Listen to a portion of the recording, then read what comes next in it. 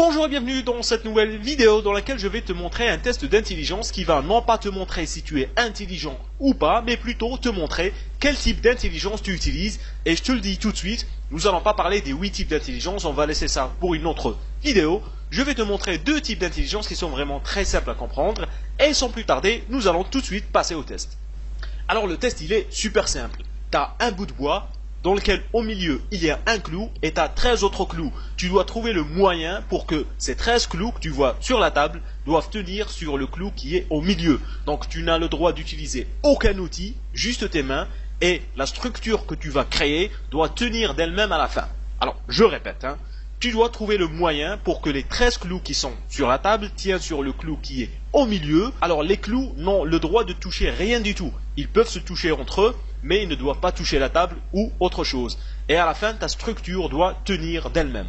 Alors je sais que certains d'entre vous ont déjà vu ce test quelque part, dans une certaine émission de télé. C'est pas vraiment très important parce que moi, ce qui m'intéresse, c'est pas si vous allez réussir à faire ce test ou pas. Ce qui m'intéresse, c'est comment est-ce que vous avez réagi en voyant ce test. Et de façon un peu plus globale, comment est-ce que vous réagissez en voyant ce genre de test et ce genre de casse-tête. Et c'est grâce à ça qu'on va pouvoir identifier quel est votre type d'intelligence. Alors, d'après votre réaction, on va pouvoir identifier quel est votre type d'intelligence. Et là, en voyant ce test, il y a un certain type de personnes qui se sont dit: moi, j'ai jamais vu ce test, je ne sais pas comment ça marche, je ne connais pas la solution et je ne vais pas me casser la tête à essayer de savoir comment ça marche. Je vais aller à la fin de la vidéo pour voir la solution.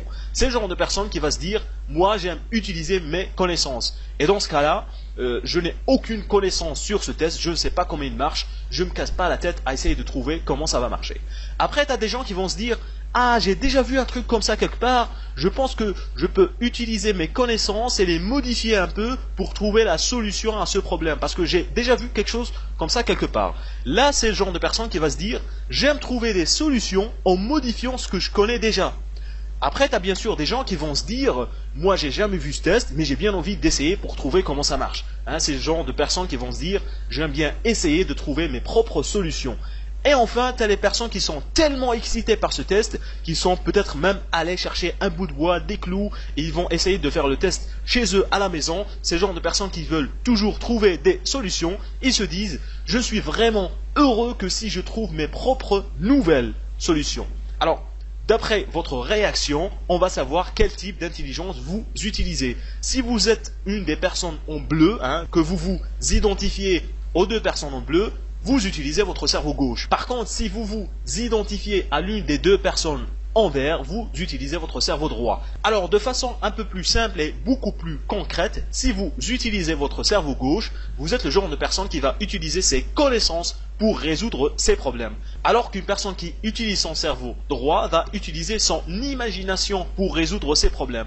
La différence est qu'une personne qui va utiliser ses connaissances, elle va se baser sur ses expériences pour pouvoir résoudre les problèmes qu'elle a. Donc elle va utiliser son vécu et ce qu'elle connaît déjà. Elle aime utiliser des étapes claires et nettes, elle aime bien utiliser des principes qu'elle connaît déjà, et enfin la connaissance, elle offre la confiance. Alors qu'une personne qui va utiliser l'imagination, elle donne beaucoup plus de valeur à l'expérimentation, elle veut tester de nouvelles choses, elle veut essayer de nouvelles choses.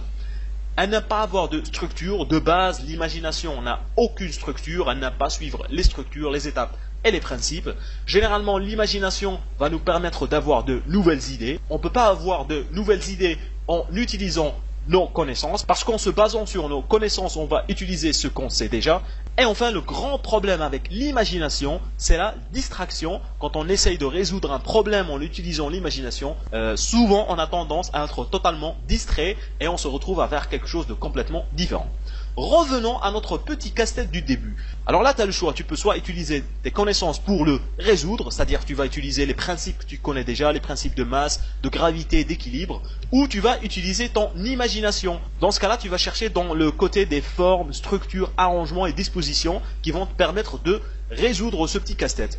Ce qu'il faut savoir, c'est que tu n'arriveras pas à le résoudre en utilisant soit les connaissances ou l'imagination. Si tu utilises seulement les connaissances, tu vas vite t'ennuyer parce que tu vas te rendre compte que tu ne peux pas le résoudre de cette façon. Si tu utilises seulement l'imagination, tu vas vite te mettre à faire quelque chose de différent et complètement oublier le casse-tête de base. Donc pour le résoudre, il faut lier imagination et connaissance. Ton imagination va te permettre de réfléchir en termes de forme, mais tu as aussi besoin de tes connaissances pour réfléchir à une forme qui va tenir, on va dire, en équilibre sur ce clou.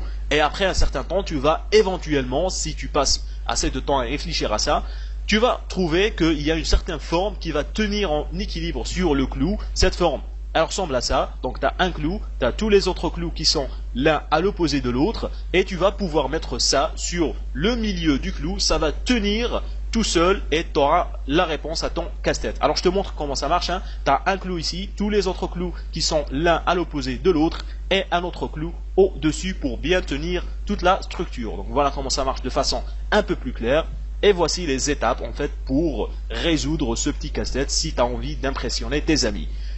Revenons maintenant à nos deux types d'intelligence. Nous avons donc l'intelligence du cerveau gauche et l'intelligence du cerveau droit. Et pour résoudre ce problème, nous avons eu besoin de 1.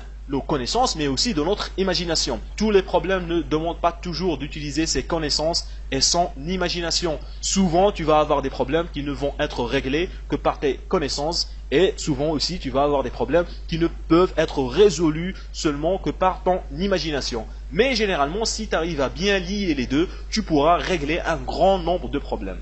Les deux ont leurs avantages et inconvénients. Le grand avantage de la connaissance, c'est la rapidité. Tu sais rapidement si tu vas pouvoir régler le problème ou pas. Donc, soit tu sais comment le résoudre et tu vas le résoudre, soit tu ne sais pas comment le résoudre, et dans ce cas-là, tu ne vas pas te casser la tête à essayer de chercher comment le résoudre. Tu vas aller chercher quelqu'un qui sait comment le résoudre.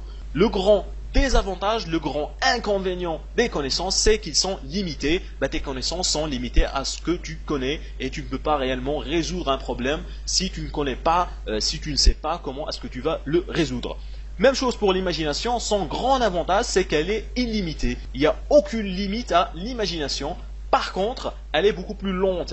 Quand tu utilises l'imagination, ça va prendre beaucoup plus de temps pour trouver une solution que si tu étais en train d'utiliser les connaissances. Il y a aussi un autre ingrédient à ajouter qui est le temps. Et avec le temps, on va avoir le triangle de résolution de tous les problèmes. Donc pour résoudre n'importe quel problème, tu as besoin d'utiliser tes connaissances, tu as besoin d'utiliser ton imagination, et tu as aussi besoin d'un certain temps pour pouvoir résoudre tous les problèmes auxquels tu peux faire face dans ta vie. Alors je ne vais pas trop m'attarder sur ce triangle, on va peut-être parler de ça dans une autre vidéo. Mais un exemple tout simple, par exemple si je t'avais donné assez de temps pour résoudre le casse-tête de cette vidéo et que tu avais utilisé tes connaissances et ton imagination, tu serais probablement arrivé à le résoudre. Voilà, nous sommes arrivés à la fin de cette vidéo. Comme toujours, n'oublie pas de me laisser tes avis et commentaires. Si tu n'es pas encore abonné à ma chaîne, eh bien abonne-toi afin de recevoir plus de vidéos de ce genre. Si tu as aimé cette vidéo, partage-la avec tes amis et on se retrouve très prochainement pour une nouvelle vidéo.